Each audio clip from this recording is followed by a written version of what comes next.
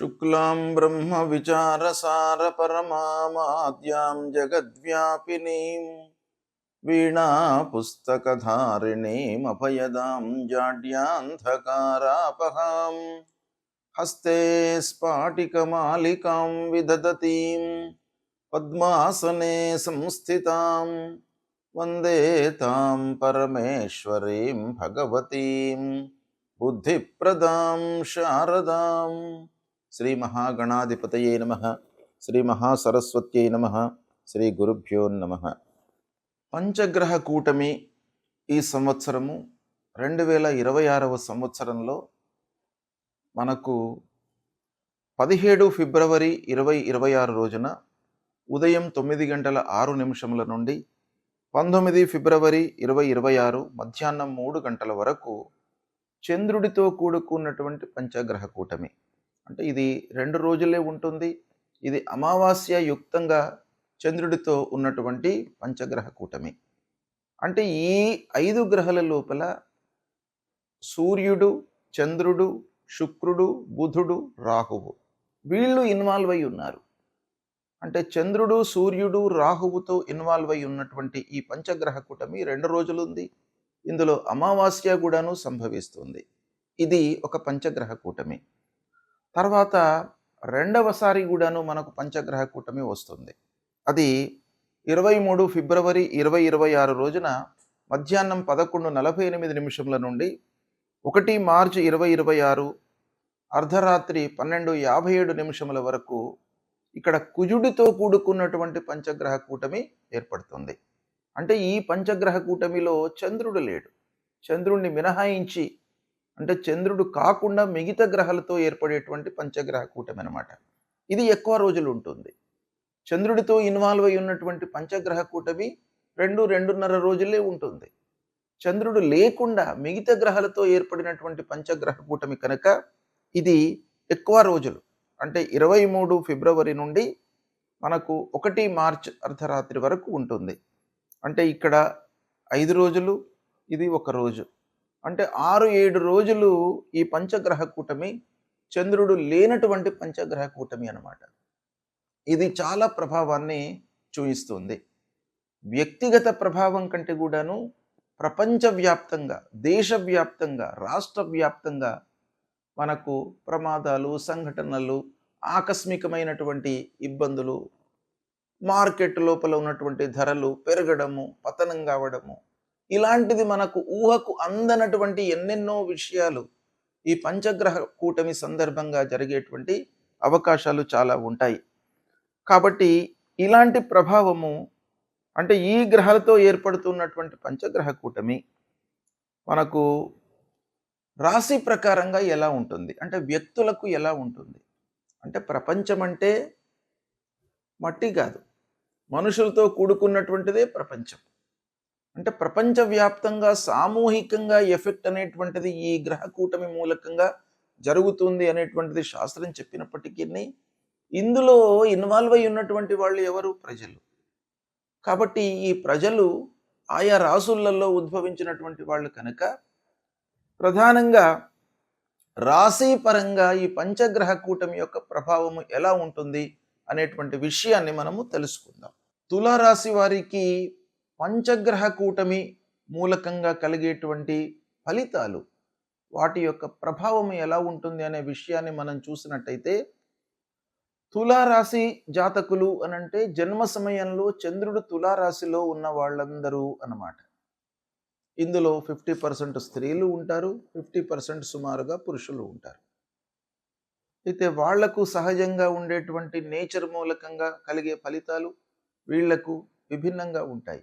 అందరినీ మనము సమిష్టిగా ఆలోచించినట్టయితే కొన్ని కామన్ పాయింట్స్ ఉంటాయి. వాటిపైన మనం ఫోకస్ పెట్టినట్టయితే ఈ పంచగ్రహ కూటమి తులారాశి వారికి 5వ స్థానంలో సంభవిస్తుంది. అంటే 5వ స్థానంలో సంభవిస్తుంది. 5వ స్థానము ఏంటి అనంటే మన చదువు, అకాడమిక్ పరంగా మనకు ఎలాంటి రిజల్ట్స్ ఉంటాయి అనేటువంటి విషయాన్ని తెలిపేటువంటి స్థానం. తర్వాత సంతానానికి సంబంధించినటువంటి స్థానం, పిల్లల యొక్క ఎదుగుదల, పిల్లల యొక్క అభివృద్ధి, వీటికి సంబంధించినటువంటి విషయాలను తెలియజేసేటువంటి స్థానం. అయితే ఈ స్థానంలో పరస్పర విభిన్న కారకత్వాలు కలిగినటువంటి 5 గ్రహాలు కలిసి సంచరిస్తున్నాయి. అంగారకుడు ఉద్రేకము, అగ్నితత్వానికి సంబంధించినటువంటి గ్రహము, సూర్యుడు, బుధుడు, శుక్రుడు, రాహువు, ఇలా ఈ గ్రహాల యొక్క కారకత్వాలు చాలా విభిన్నంగా ఉంటాయి. వీళ్ళందరూ కూడాను కలిసి సంచరిస్తున్నప్పుడు కొన్ని కామన్ విషయాలపైన మనపైన ప్రభావాన్ని చూపించే అవకాశాలు ఉంటాయి గనక, అయితే ఈ పంచమ స్థానంలో సంభవించడము తులారాశి వారికి బాగా కలిసి వస్తుంది అనేటువంటిది విషయం మనకు తెలుస్తుంది. అంటే శక్తివంతంగా మీ పైన ప్రభావం చూపిస్తుంది. అన్ని విషయాల లోపల కూడాను 5వ స్థానంలో సంచరించడం చాలా కలిసి వస్తుంది. మీ లోపల ఒక క్రియేటివిటీ అనేటువంటిది బయటకు వస్తుంది. అంటే అంతర్గతంగా మీ లోపల ఉన్నటువంటి సృజనాత్మకమైనటువంటి ఏదైతే విషయం ఉందో అది ఈ సందర్భంగా బయటకు వస్తుంది. ఇక ప్రేమ విషయాలు ముందుకు వస్తాయి. మీరు అందరినీ కూడాను ఒక సమభావంతో చూసేటువంటి మనస్తత్వం మీ లోపల ఉంటుంది. అది కూడాను ఈ సమయం లోపల మీకు బయటకు వస్తుంది. పిల్లల విషయంలో మీకు మంచి జరుగుతుంది, అయితే కొంత టెన్షన్ మటుకు ఉంటుంది. ఈ రాహువు, శుక్రుడు ఇలాంటి గ్రహాల యుతి మూలకంగా కొంత టెన్షన్తో కూడుకున్నటువంటి మంచి ఫలితాలు పిల్లల విషయంలో జరిగే అవకాశాలు ఉన్నాయి. చదువుకునేటువంటి వాళ్లకు, విద్యార్థులకు, కళారంగంలో ఉన్నటువంటి వాళ్లకు, సాహిత్యవేత్తలకు, సంగీతంలో ఉన్నటువంటి వాళ్లకు, మీడియాలో రంగంలో ఉన్నటువంటి వాళ్లకు, వీళ్ళందరికీ కూడాను ఒక సృజనాత్మకమైనటువంటి స్థితి ఏర్పడుతుంది. వీళ్ళందరికీ కూడాను మంచి అవకాశాలు వస్తాయి. ఓవరాల్గా తులారాశి వాళ్లకు ఈ పంచమ స్థానంలో సంభవించేటువంటి పంచగ్రహ కూటం మూలకంగా మంచి ఫలితాలు ఉన్నాయి. అయితే కొంత ఒక పక్కన టెన్షన్ కూడా ఉంది. ఉన్నప్పటికీ మీరు కొంత ఓపికతో దాన్ని హ్యాండిల్ చేసినట్టయితే మంచి ఫలితాలను పొందుతారు. పంచగ్రహ కూటమి అంటే ఏమిటి? ఈ గ్రహాలు ఒక్క రాశిలో సంచరించడం మూలకంగా ఎలాంటి ఫలితాలు ఉంటాయి? అసలు ఈ గ్రహ కూటమి అనేటువంటిది ఎలా ఏర్పడుతుంది అనే విషయాన్ని మనము ఒక్కమారు చూసినట్టయితే, సాంప్రదాయ జ్యోతిష్యంలో మనకు 9 గ్రహాలను మనము తీసుకుంటాము లెక్కలోకి. వాటి యొక్క చలనము, వాటి యొక్క సంచారాన్ని దృష్టిలో పెట్టుకొని ఫలితాలను మనం చెప్పడం జరుగుతుంది. సూర్యుడు, అంగారకుడు, బుధుడు, గురువు, శుక్రుడు, శని, రాహువు, కేతువు, ఇవి 9 గ్రహాలు. రాహు, కేతువు ఎప్పుడు కూడాను వాళ్ళు సమసప్తక స్థితి లోపల ఉంటారు. అంటే ఒకరి నుండి ఒకరు 180 డిగ్రీస్లో ఉంటారన్నమాట. అంటే రాహు, కేతువులు ఎప్పటికి కూడాను కలవడం అనేటువంటిది జరగదు. అయితే మిగతా 8 గ్రహాలు కలవడానికి అవకాశాలు ఉంటాయి. దాన్ని ఆ 8 గ్రహాలు కలిసినట్టయితే, ఒక్క రాశిలో కలిసినట్టయితే దాన్ని అష్టగ్రహ కూటమి అని అంటారు. అంటే 8 గ్రహాలు ఒక రాశిలో చేరి సంచరించడం అన్నమాట. అదేవిధంగా షష్టగ్రహ కూటమి, పంచగ్రహ కూటమి అనేటువంటిది మనకు ప్రధానంగా వీటి యొక్క ఫలితాలు ఈ గ్రహాలు కలవడము అనేటువంటిది సంభవిస్తూ ఉంటుంది. అయితే ముఖ్యంగా ఈ పంచగ్రహ కూటమి అని అంటే 5 గ్రహాలు, ఈ 9 లోపల 5 గ్రహాలు ఒక రాశిలో చేరినవి. అంటే కుంభరాశిలో ఈ 5 గ్రహాలు సూర్యుడు, అంగారకుడు, బుధుడు, శుక్రుడు, రాహువు. శని మీనరాశిలో ఉన్నాడు, కేతువు సింహరాశిలో సంచరిస్తున్నాడు. చంద్రుణ్ణి మినహాయించి మనం చూసినట్టయితే 5 గ్రహాలు కుంభరాశిలో చేరినవి. ఈ కుంభరాశిలో సంచరించడాన్ని మనం ఏమంటాం? పంచగ్రహ కూటమి అని అంటాం. ఈ పంచగ్రహ కూటమి మూలకంగా మనకు ఎలాంటి ఫలితాలు ఉండబోతున్నాయి, ఎలాంటి ఫలితాలు ఉంటాయి జనరల్గా అనే విషయాన్ని మనం చూసినట్టయితే, సామూహిక కర్మ ఫలితాలను ఒక్కసారి బయటకు తీసుకువచ్చేటువంటి ఒక స్థితి ఏర్పడుతుందన్నమాట ఈ కూటమి సమాగమం మూలకంగా. అంటే గ్రహాలన్నీ కూడాను కలిసి సంచరించడం మూలకంగా సామూహికంగా కర్మలు, సామూహికంగా చేసేటువంటి పనులపై మనకు ఎక్కువ ప్రభావాన్ని చూపిస్తుంది. అంటే దీని సూక్ష్మంగా మనం చూసినట్టయితే ఇది వ్యక్తుల కంటే కూడాను ఈ గ్రహ కూటమి మూలకంగా కలిగేటువంటి ఫలితాలు ప్రపంచవ్యాప్తంగా, దేశవ్యాప్తంగా, రాష్ట్ర వ్యాప్తంగా ఎక్కువగా ప్రభావాన్ని చూపిస్తాయి.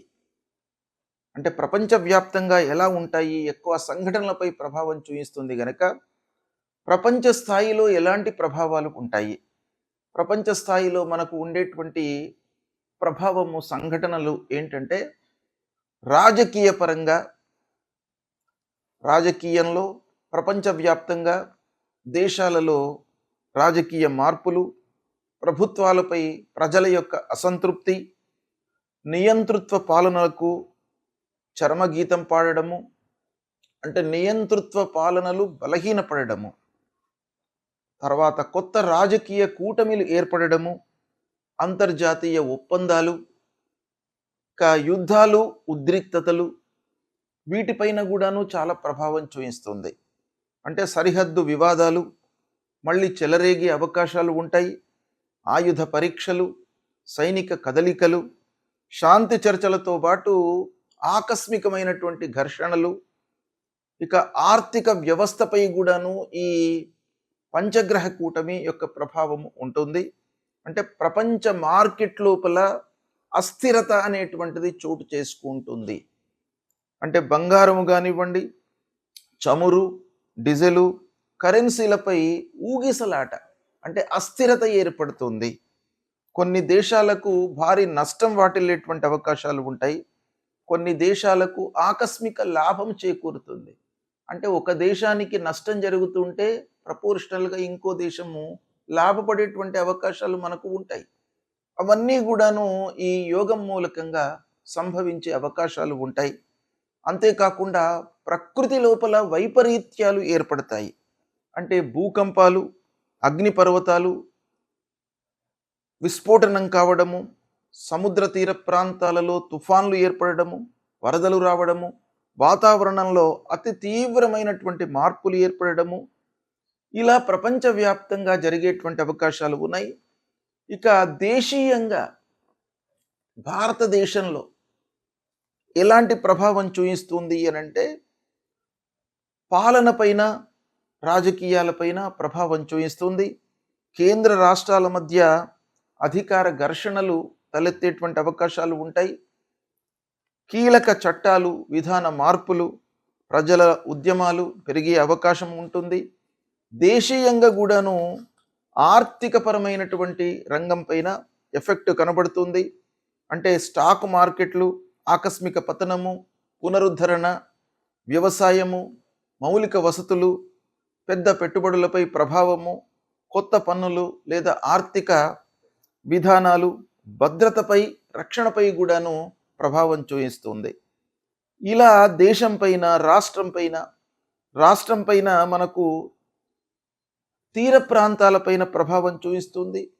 రాష్ట్రానికి సంబంధించినటువంటి ఖనిజాలు, పరిశ్రమలు, వ్యవసాయం ప్రధానమైనటువంటి రాష్ట్రాలు ఏవైతే ఉన్నాయో ఆ రాష్ట్రాల లోపల వర్షపాతము అసమానతగా ఉండడము, అంటే మనకు కాలానికి అనుగుణంగా వర్షాలు పడకపోవడము, దాన్ని అసమతుల్యంగా వర్షాలు పడడము, తద్వారా పంటల ధరల లోపల మార్పు, ఇవన్నీ కూడాను ఉండే అవకాశాలు ఉంటాయి. ఇక వీటన్నికి తోడుగా ఆధ్యాత్మికంగా మనకు మార్పులు వస్తాయి. అంటే ఇన్ని కష్టాలు ఒక పక్కన వచ్చే అవకాశాలు ఉంటాయి కాబట్టి సహజంగా మానవుడి లోపల ఆధ్యాత్మికత అనేటువంటిది పెరుగుతుంది. అంటే ప్రజల లోపల ధ్యానము, భక్తి ప్రపత్తులు, ఆధ్యాత్మిక చింతన, తర్వాత పాత సంప్రదాయాలకు సంబంధించినటువంటి విషయాలపై మనస్సు నిలపడము, సంప్రదాయ గ్రంథాలను చదవడము, గురువులను సేవించడము, సాధువులను సందర్శించుకోవడము, ఇలాంటి ఫలితాలు మనకు పంచగ్రహ కూటమి మూలకంగా ఓవరాల్గా ఉండే అవకాశాలు ఉంటాయి. వీటి నుండి అధిగమించడానికి మన సంప్రదాయం ప్రకారంగా ఏవైతే చెప్పారో ఏం చెప్పారు? ఇలాంటి విపత్తులు జరుగుతున్నటువంటి సమయం లోపల మానవులందరూ కూడాను భగవంతుణ్ణి ఆరాధించడము, భగవంతుడికి కావలసినటువంటి జప తపాదులు హోమాలు చేయడము, తద్వారా ఇవన్నీ కూడాను తగ్గేటువంటి అవకాశాలు ఉన్నాయి. మన హిందూ సాంప్రదాయంలో ఒక ఉత్కృష్టమైనటువంటి స్థితి మానవుడికి ఇచ్చింది. ఏంటంటే కరెక్షన్ చేసుకోవడానికి విపత్తులు సంభవించినప్పుడు భగవంతుణ్ణి మీరు ఆరాధన చేసినట్టయితే తప్పకుండా ఇవన్నీ కూడాను తగ్గుతాయి అనేటువంటిది ఒకటి మనకు శాస్త్రంలో చెప్పింది ఉన్నది. కాబట్టి ఇలాంటివి జరుగుతున్నప్పుడు భగవదారాధన, హోమాలు, యాగాలు, స్తోత్ర పారాయణాలు నిరంతరము చేయడం మూలకంగా ఇలాంటి ప్రభావాలు తగ్గి ప్రజల లోపల సుఖశాంతులు కలిగేటువంటి అవకాశాలు ఉంటాయి. శుభం.